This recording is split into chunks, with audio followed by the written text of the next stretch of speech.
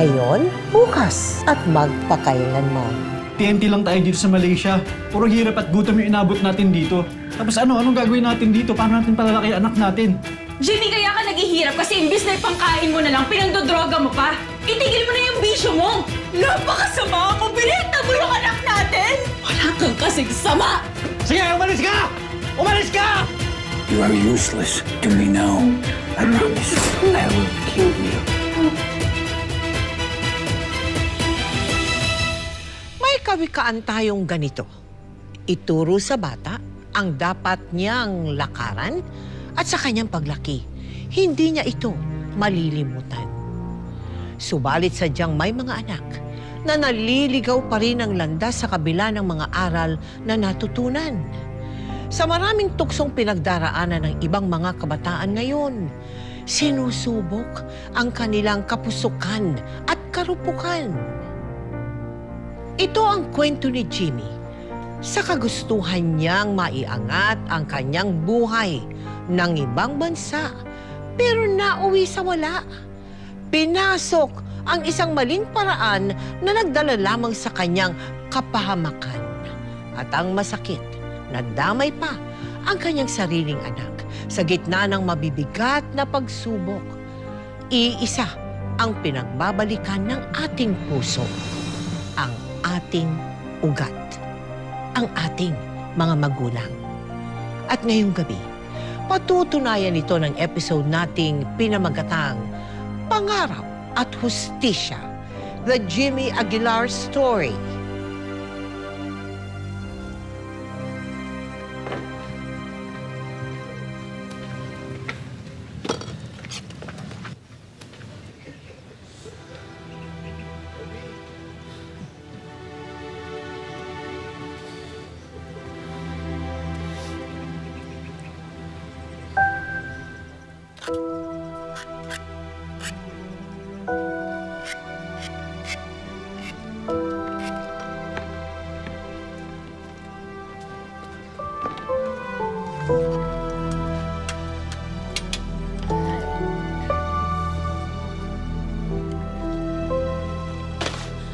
Anak, ano na naman ang nangyari sa'yo? Ano to? Ano nakapagbasagulo ko na naman? Tay, sila naman kasi yung nauna eh. Kahit na!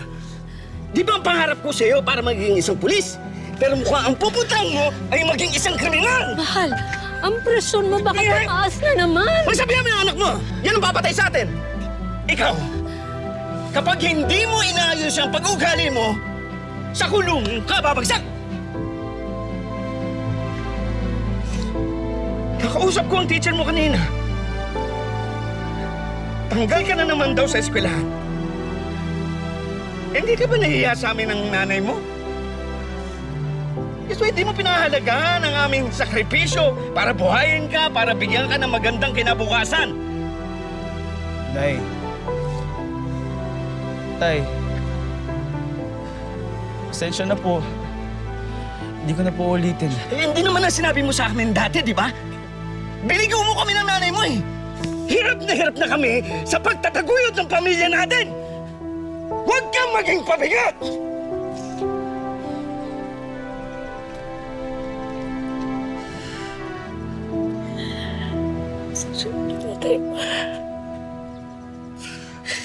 Kasi ang dami kong pinagsabihan ka naman kasi. Tignan mo nangyari sa'yo. Tignan mo. Ayan.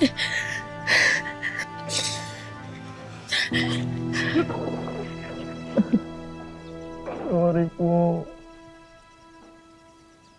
Jimmy, totoo ba na pasaway ka nung bata ka? Totoo talaga, Tita Mel, na pasaway talaga ako. Bata pa lang ako. Ang pangarap naman ng tatay ko, sana maging pulis. Pero hindi ko talaga kayang mag-aral eh. Passive lang sa akin yung nag-aaral ako kasi para makikita naman sa mga batchmate ko noon na si Jimmy pala nag-aaral. Pero sa totoo, hindi talaga kaya.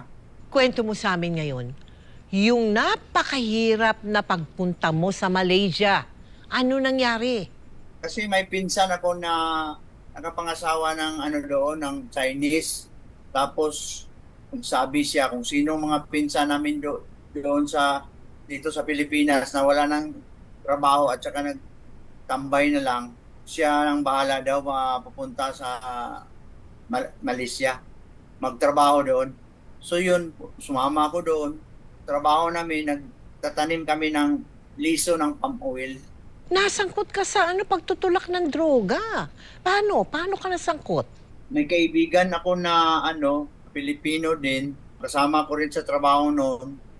Doon ako nagsama sa kanya. Hindi ko alam na nagagamit pala yun ng shabu. Tapos doon tinuruan niya ako. Tapos ninilibre niya ako.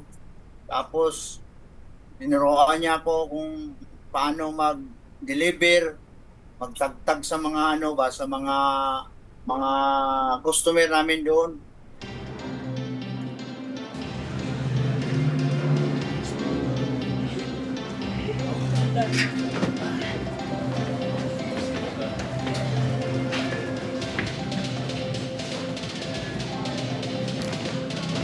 To order, beer.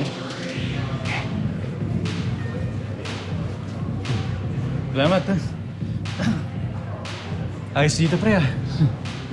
Tsaka big time ka na talaga ngayon, no? Hindi ka tulad nung sa bukid nun. Pre, baka naman pwede mo akong tulungan na makahanap ng racket dito. Mahina kasi yung kitaan dun sa plantation. Hindi naman kami makareklamo kasi alam mo naman yung papeles namin, di legal. Dre, you have come to the right place. Kung gusto mong pumaldo, magbenta ka nito. Uy! Tiba-tiba ang kitaan rito. Bago mo yan. Lipid dito sa Malaysia, baka mahuli tayo. Relax ka lang. Baluarte ito ng boss ko.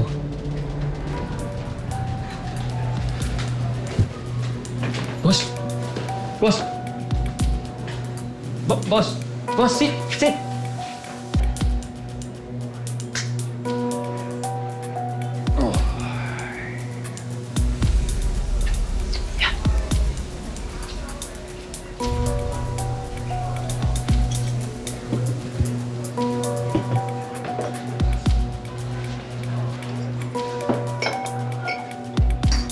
Boss, here is your money for Crystal Shabu delivered to Mr. Wong.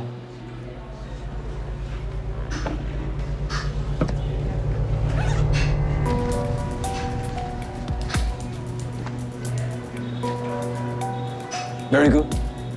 Very good. Always remember, money is everything. Yes, boss. Who was that? Boss, please meet my friend, Jimmy.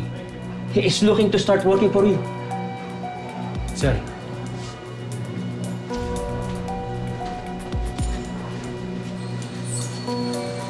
So you are from Philippines? Yes, sir. I like Filipino. Very obedient, like dog.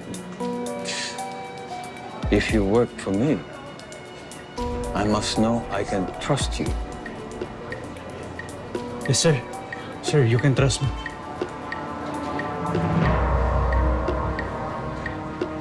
You are illegal. I can tell. No names, no papers, no track. You are a liar. If you lie about this, you lie about everything. How can I believe you? Sir, I can prove that I can be trusted, sir. I can work very, very hard, sir.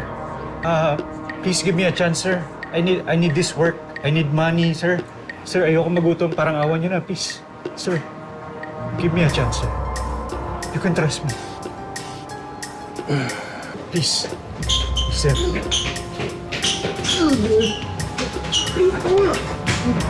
Boss, I'm begging. Please give me a little time for your cash. Don't kill me, don't kill me. I promise. I have a family. They need me. Please. I do not care about your family. I only care about my money.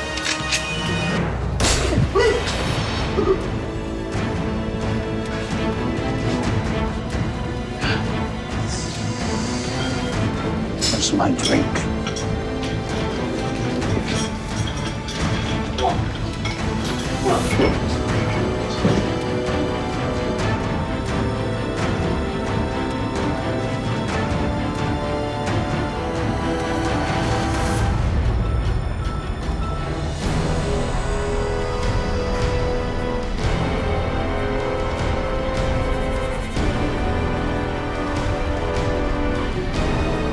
Kamusta na kaya si Jim? Simula nung umalis kasi siya, hindi na ako makatulog. Lalo na nung illegal ang mga papeles na gamit niya para makapasok sa Malaysia. Siya nagdesisyon na umalis siya. Bahala siya sa buhay niya. Hindi yan ang nasa isip mo. Kasi hindi natupad ang pangarap mo na maging pulis ng anak mo.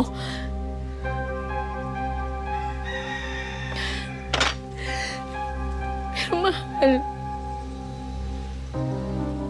alam ko sa puso mo, mahal na mahal mo sa Jimmy.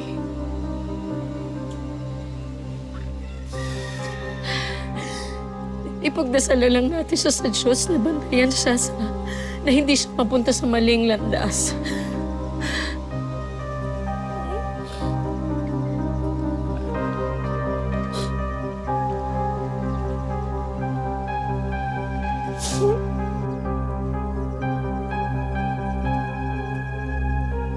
Nung napunta ka sa Malaysia, nagkausap ba kayo ng mga magulang mo? Nagkaroon ba kayo ng komunikasyon? Yung nandoon pa ako sa Sabah, yung sa pinsan ko pa, nakakausap ko pa sila. Tapos yung pag-alis ko na sa Sabah, papunta na ako ng Malaysia, Kuala Lumpur. Kasi may nag-hire sa amin doon na yun daw, magtrabaho daw doon ng restaurant, na sa hotel daw, libre daw. Yun, sumama ako. So wala na akong contact din sa pinsan ko at saka doon sa tatay ko. Ano-ano ang mga panganib na sinuong mo nung naging isang runner ka ng Chinese drug lord? Ano na ako noon, Tita Mel, sa droga eh. Parang enjoy na naisip mo eh. Wala ka nang naisip na mahirap o ano dyan. Kasi pag nag-take na kami na, okay na eh, sold out na.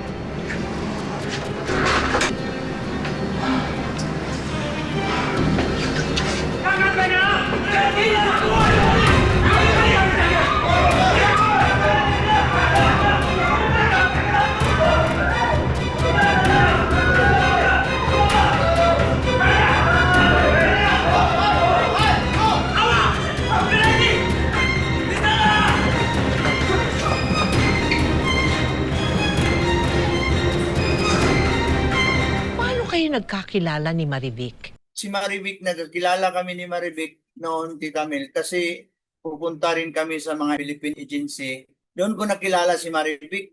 Inuwi siya ng amo niya, binalik sa agency kasi siguro hindi marunong magtrabaho. So, timing din doon na nakapunta ako doon kami nagkakilala. Sabi ko, kung sumama ka sa akin, sa trabaho ko doon, nagtatrabaho pa rin noon ako noon, sabi ko, balikan kita bukas. Puntahan ko muna yung boss, ano muna ako doon. I-ano kita sa boss ko kung pwede doon sa trabaho ko. So, yun, nagkausap kami, Tita Mel, ang boss ko. Sabi niya, okay lang yun, Jem. Kung hindi lang siya lalabas palagi, maglabas dito. Isa siyang TNT, tago lang tago. 2 taong kayong nagsama ni Marivic.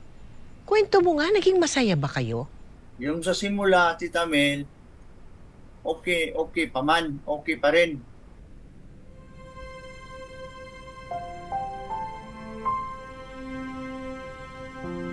Kaka-baby na tayo, Jimmy. 2 buwan na akong buntis.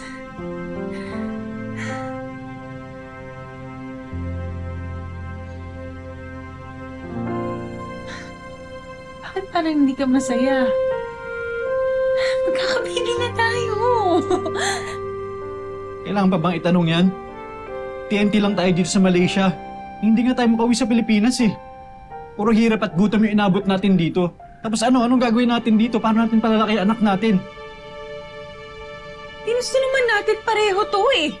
Oo, alam ko. Pero ganito nga yung sitwasyon natin. Hindi pa tayo handa maging magulang. Pero kailan ba tayo magiging handa? Jimmy, kaya ka naghihirap kasi imbis na ipangkain mo na lang, pinangdodroga mo pa. Itigil mo na yung bisyo mo. Huwag mo akong pakialaman ha. May pakialam ako sa'yo kasi mahal kita.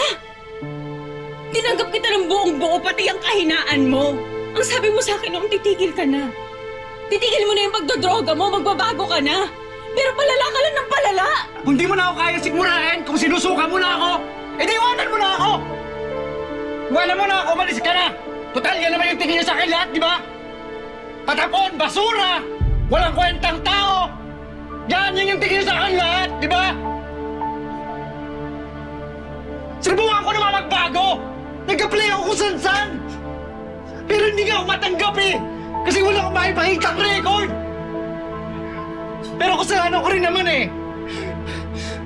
Kung inayos ko lang sana yung pagpunta ko dito, kung legal sana yung punta ko dito sa Malaysia, di sana hindi ganito, di sana yung biyernes buhay ko! Di sana ganito! Di sana ganito! Di sana ganito yung buhay ko dito!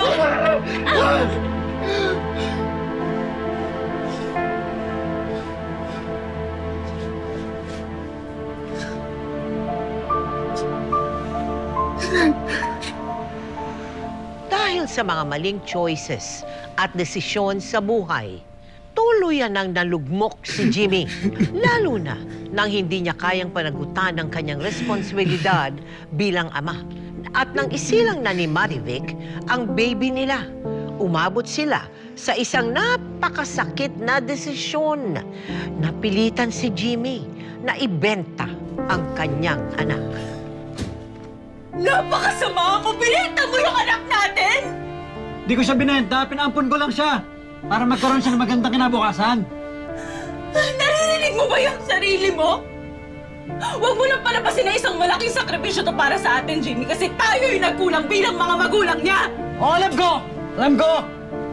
Kaya nga ganito yung sitwasyon natin, di ba? Oh, kahit nga pagkain di natin kaya. Dahil yan sa pagdodroga mo!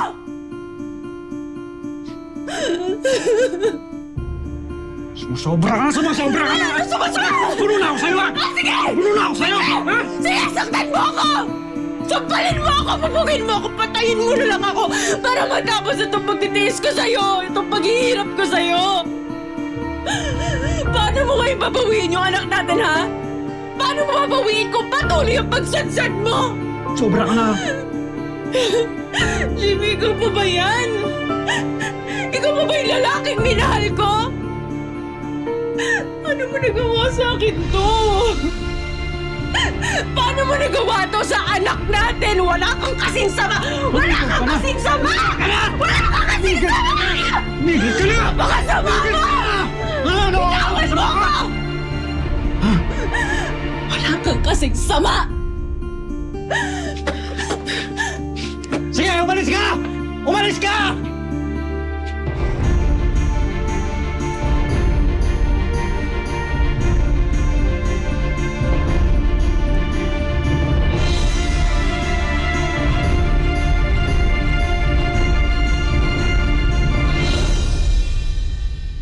Gaano kasakit ang mawalay ka sa iyong anak?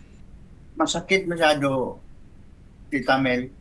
Kasi first na ano ko yun na anak ko yun. Tapos hindi ko na gampanan yung obligasyon ko sa kanya. Kasi parang wala pa sa isip ko na magbuo talaga ng pamilya noon. Ano naging epekto nito sa pagsasama ninyo ni Marivic? Parang na lang, kalbaryo na lahat yung yung dumating sa buhay namin. Palagi na lang kami nag-aaway. At saka yung sa trabaho ko rin, parang magulo na. Angie, tulong! Lipas ka saya! Diamla! Nagpapakawa po ko sa inyo! Ayoko po makulong! Diamla! Lipas ka saya! Tulong, Angie! Angie! Karena Anda berada di sini tanpa pas atau permit yang sah, no valid permit, you are liable to a fine not exceeding 10,000 Malaysian ringgit and imprisonment selama tempoh tidak melebihi 5 tahun, not more than 5 years in prison. Angie, tulong! Lipas ka saya! Nagmamakaawa po ko sa inyo! Wala po akong pera! Hirap na hirap ako sa buhay! Lipas ka saya! Angie, tulong! Tulong!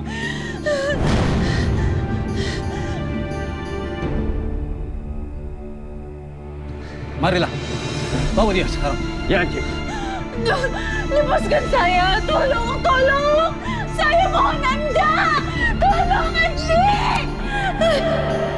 Nawala na si Marivic sa'yo, nawala pa yung anak mo. Pati pamilya mo sa Bukidnon, wala na rin kayong komunikasyon. Wala kang kahit isang tao na masasandalan o mahihinga ng tulong. Parang hindi ko na masabi kung ano ang pakiramdam ko noon kasi parang nagbuo ng mundo.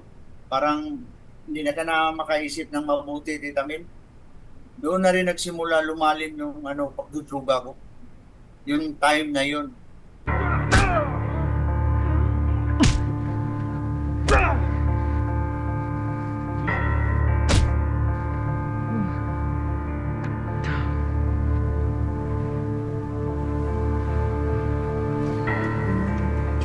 Sir, I will give you money. Just give me some drugs. Please, sir, I need it. I really need it. You are hopeless trash, Jimmy. You do not belong here in Malaysia. Why don't you just go back to the hell where you came from? Sir, listen, I'll do everything for it. Just give me some drugs now. I need it, sir.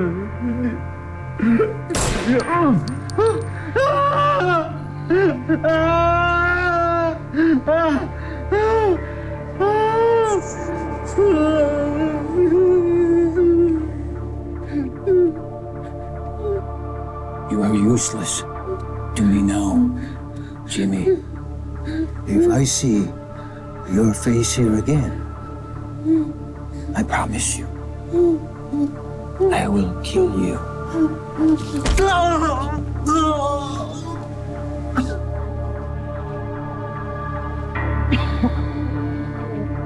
Habang patuloy na nalulunod si Jimmy sa kanyang masamang bisyo at kawalan ng pag-asa, labis namang nag-aalala ang kanyang mga magulang sa Bukidnon. Hanggang sa masangkot si Jimmy sa isang gulo sa club. Dinampot siya ng mga pulis at nang malaman na iligal ang paraan ng pagpasok niya sa Malaysia, agad siyang dinala sa kulungan.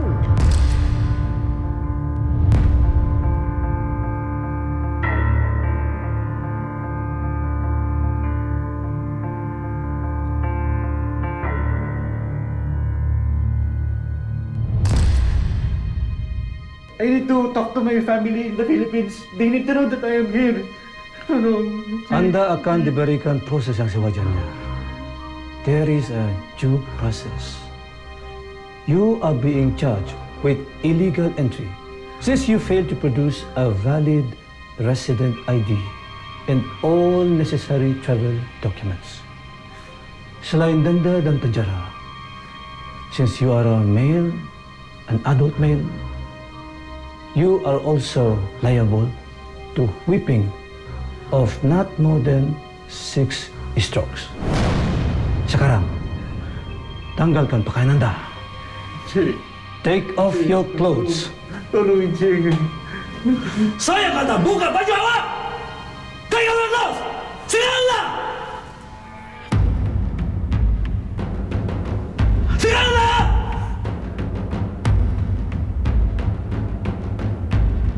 Cepat!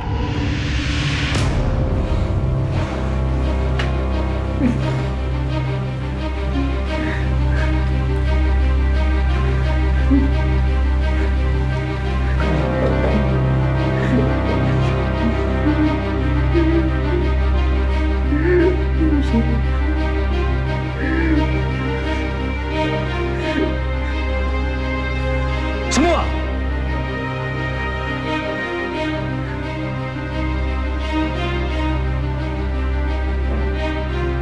Awak, Ya, bawa dia ke sendang. Wait. Diamlah! Wait, Rumah pulang eh! Jay, tulungan, Jay. Bawa dia ke sana! Sekarang lah!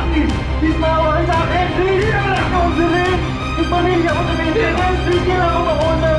Yan lang, ko. Marilah! Anong naging kaso mo kaya nakulong ka sa Malaysia? Ano yun eh, yung nag-happy-happy kami noon ng mga kaibigan ko sa bar. Tapos, hindi ko pala alam na may girlfriend yung kaibigan ko. So nakita niya doon sa loob na halik-halikan ng Indian. Yun, nagrambulan kami sa loob. Tapos, dalawa kaming nahuli. So yung iba namin kasama nakatakas. So dalawa kaming nahuli. Iiwan ko sa kanya kung saan siya dinala ng pulis din. Ako, diretso talaga ako sa jail nila. So nung nakakulong ka, ano naman ang mga hirap na dinanas mo sa loob ng kulungan? Mahirap doon kasi, Tita Mel, pag tulog mo, malamig masyado yung sahig kasi wala kang damit. Pagpasok ko doon talaga ako sa iniduro talaga kasi huli akong pumasok. Yun ang masakit na naranasan ko sa pagkakulong ko, Tita Mel. Habang nakakulong si Jimmy, labis niyang pinagsisihan ang mga kasalanan at kamalian na kanyang pinagdaanan. Araw-araw siyang nagdarasal at umasa na sana makabalik na siya sa kanyang pamilya sa Pilipinas. Hindi ka ba nahiya sa amin ng nanay mo? Kasi hindi mo pinahalagahan ang aming sakripisyo para buhayin ka, para bigyan ka ng magandang kinabukasan. Kaka-baby na tayo, Jimmy. 2 buwan na akong buntis. Jimmy, kaya ka naghihirap kasi imbis na ipangkain mo na lang, pinagdodroga mo pa. Itigil mo na yung bisyo mo. Napakasama mo! Binenta mo yung anak natin!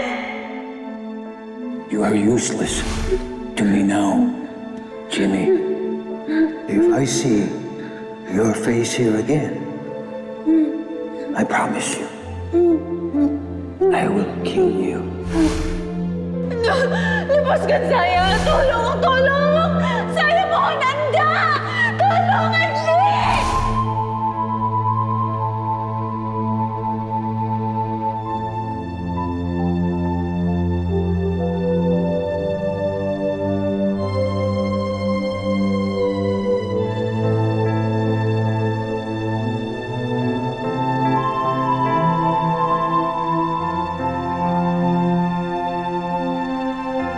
Pero nakalaya ka rin eh. Paano? Ano nangyari?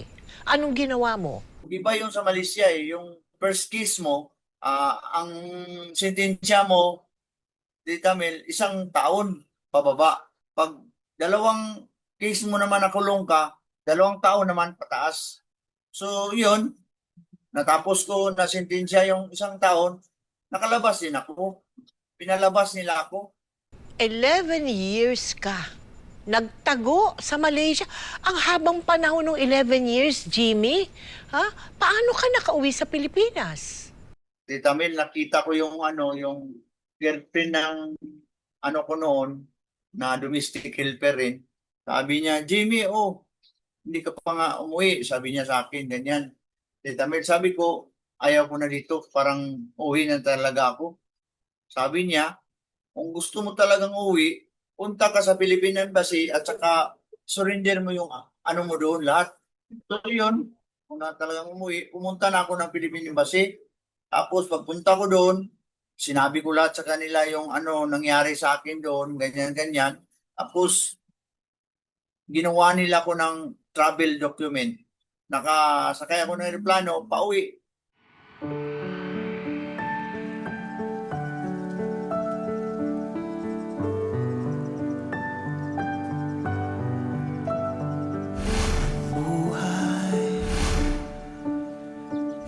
Iba't iba ang kulay, kay rami ng mga landas na dapat takin.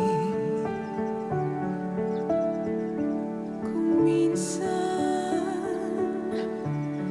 tako'y nasa ibabaw, ngunit pag-ikot ng mundo napupunta sa ilalim.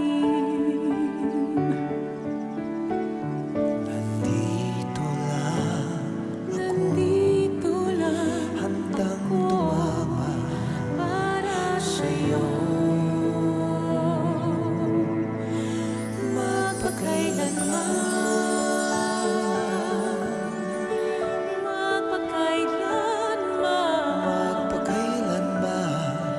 Magpakailan may sisigaw, hindi na di Anak. pagkat ikaw lamang. Magpakailan Jimmy.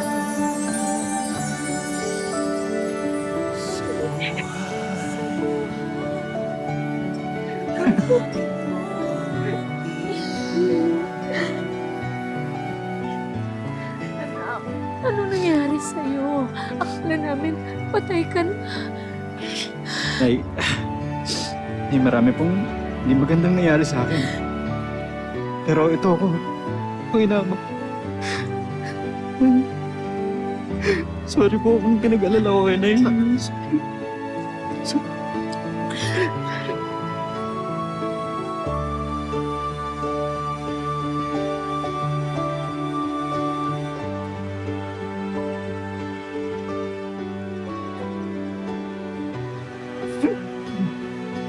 Huwag mo nang isipin yun.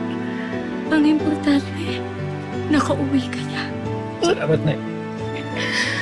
Rogelio, ano pang itinatayo-tayo mo dyan? Halika nga dito. Nandito na yung anak mo. Matagal na nating hinihintay ang araw nito. Maraming salamat sa Diyos at narinig din niya ang pinagdadasal namin na makauwi.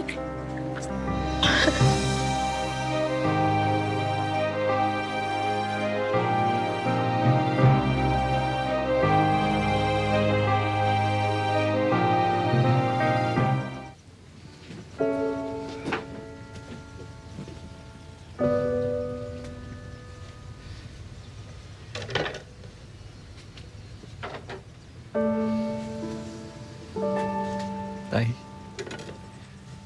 naiintindihan ko po kung hindi niyo ako makapatawad.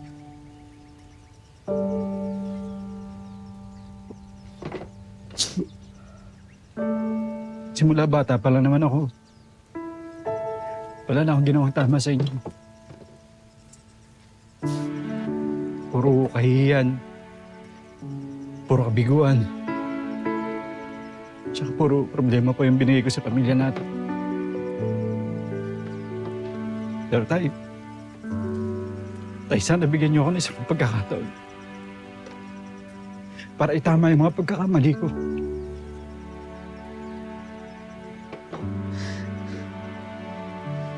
Nagbabawi ako sa inyo ni Nanay. Paglilingkuran ko kayo bilang kapalit ng lahat ng sinakripisyo niyo sa akin. Simula nung bata pa ako. Tay, sana hindi pa huli yung lahat.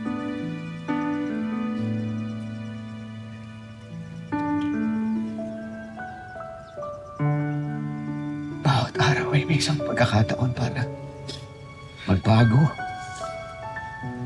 At ayusin ang mga pagkakamali natin.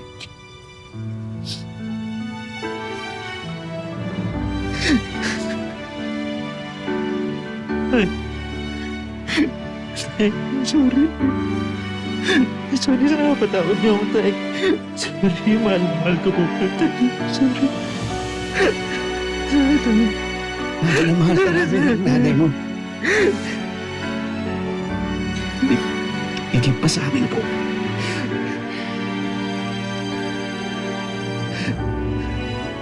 Maligayang pag-uwi, anak.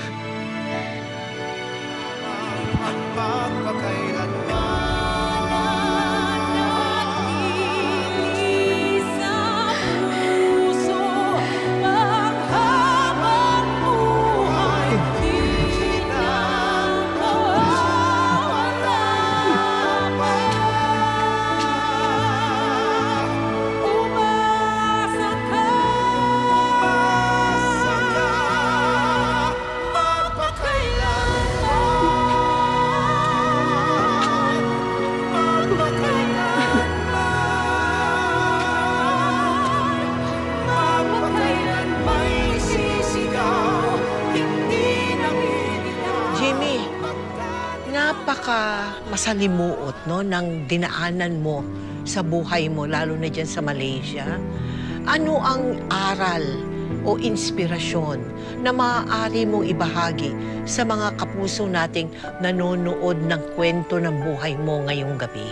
Maibahagi ko lang, Tita Mel, sa mga katulad ko din na noon na kung gusto nilang magpunta sa ibang bansa, sana legal yung papilis nila at hindi sila ma-scam at susunod talaga sila sa proseso sa pagpunta sa ibang bansa.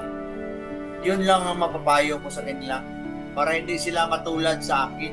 Naniniwala talaga ako na ang Panginoon talaga nandyan pa rin. Jimmy, maraming salamat no, na naibahagi mo sa amin ang napakalungkot, napakahirap na buhay mo sa Malaysia. Sana makapulot ng aral ang mga televiewers natin diyan sa naikwento mo. At ako'y nagpapasalamat taos-puso sa iyo. Patnubayan sana kayo ng Panginoon. Good luck to you and your family. Gaya ni Jimmy na buong puso't pagmamahal pa rin tinanggap ng kanyang mga magulang sa kabila ng pagtalikod niya sa tamang daan. Walang pintong nagsara, walang hinanakit na isinumbat pa. Tanging pagmamahal lamang ng isang ina at yakap ng isang ama, sapat na sa muling pagbangon ng isang anak na minsang nadapa. Home will always be the sanctuary of the heart. Naway nahipo po ang inyong mga puso, aking mga ka-millennials, pati na rin kayong mga Gen Zs at Gen Alphas. Na gaya ni Jimmy ay natuto sa kanyang mga pagkakamali. Huwag tayong bibitiw sa buhay na puno ng pag-asa. Ngayon, bukas, at magpakailanman.